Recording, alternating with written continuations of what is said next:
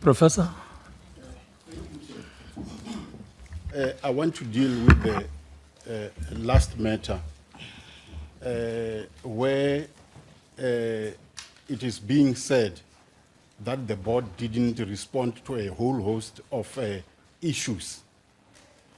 Chair, I want Company Secretary to read the letter sent to me on the 26th of September and another sent to me on the 30th of September. Then honorable members will judge me whether that whole host of issues were not addressed. Can you please, they are very short. Can you read those letters, Company Secretary?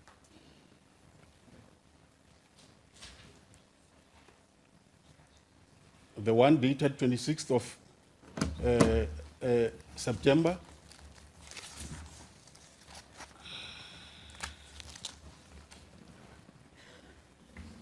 As she's still trying to get the document, let me deal with another matter, that of one of the honorable members who stated that 53% of SAB staff members resigned.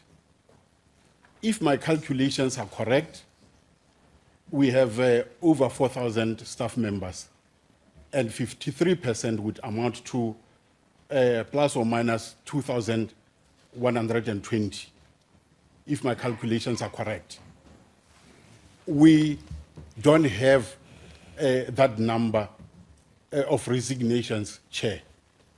That is why I, from time to time, say we should be mindful and careful of what we say, because the facts that we have and the evidence that we have, we can provide this committee with that hard evidence that we never had over 2,000 resignations. Dealing with the issue of the public protector, Chair, we have on several occasions indicated that we have taken her findings on review. And this is what I want to also mention today, that the matter is sub judice. It has been taken for review. The same applies to the appointment and removal of board members. That is also sub judice, Chair. Those are court matters to adjudicate on. When it comes to other issues, Chair, whereby now certain things are raised which were not part of the brief from your letter, I would request that we be given ample time and we will respond in writing. This is Can questions be responded to? The letter can be read. I know that... I'm responding to the questions, Chair, because a perception is being created that there was a whole host of issues which were not addressed. Okay. And your letter, Chair, outlined those issues. Yes. So I want members to know those issues which were outlined and those that they are referring to as a whole host of them not being addressed. That is why I'm saying they were not contained in your letter. Okay. So I wanted to demonstrate that the issues that they are raising, Chair, are not contained in your letter. So I don't know which whole host of issues have we left out in our response.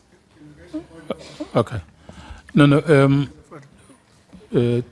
Honorable Kongwela. Thank you. I think the chair of the board must take this committee very serious. You wrote a letter, it's correct.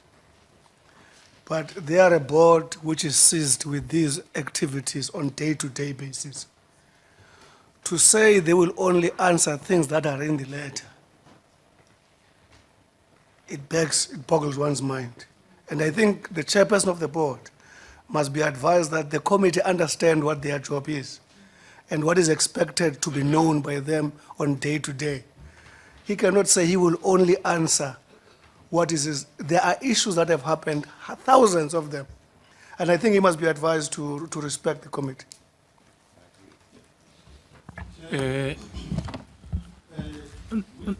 No, Professor. You know, Chair, the problem is that one wouldn't know, Chair, what is in the minds of honorable members.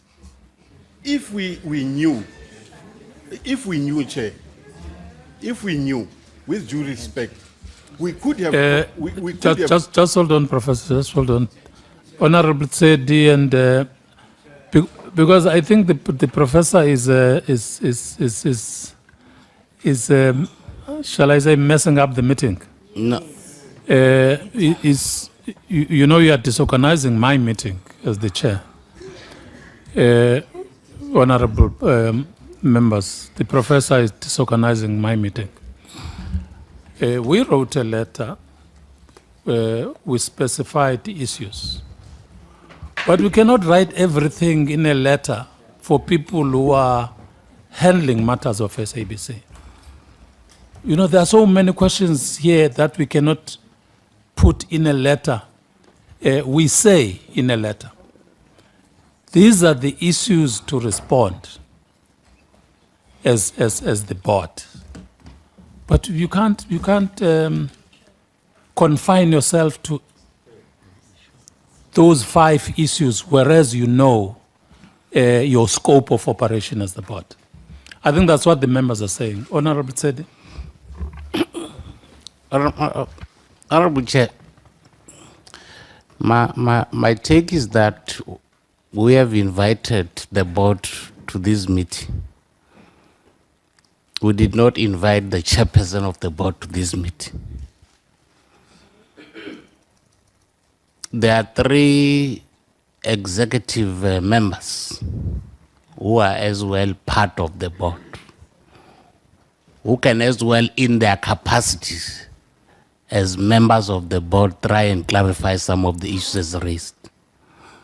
So all I'm saying is that the chairperson should not find himself in a problem where there are situations in which some of the issues can still be handled by some other people, including the 3 executives, acting GCE, acting CFO, and acting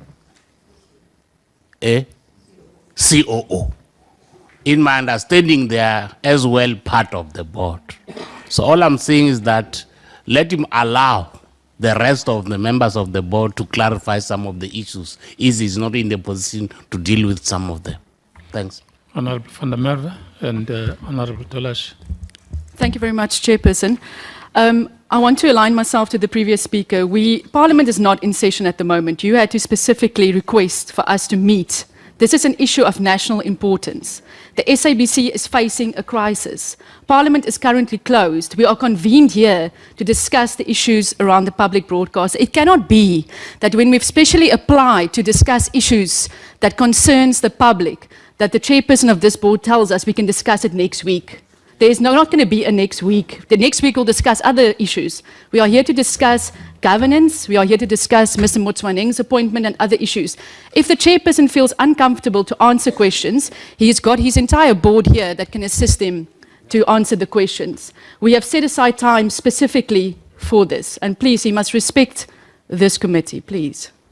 Can we do that, members, without delaying the meeting? Can we allow other members of the board, if the chairperson is unable, because I must emphasize this, if the chairperson of the board is unable to answer some of the questions, there is a whole delegation of the board here.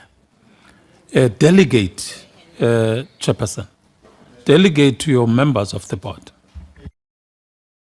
Let me allow acting GCEO to respond to some of these matters.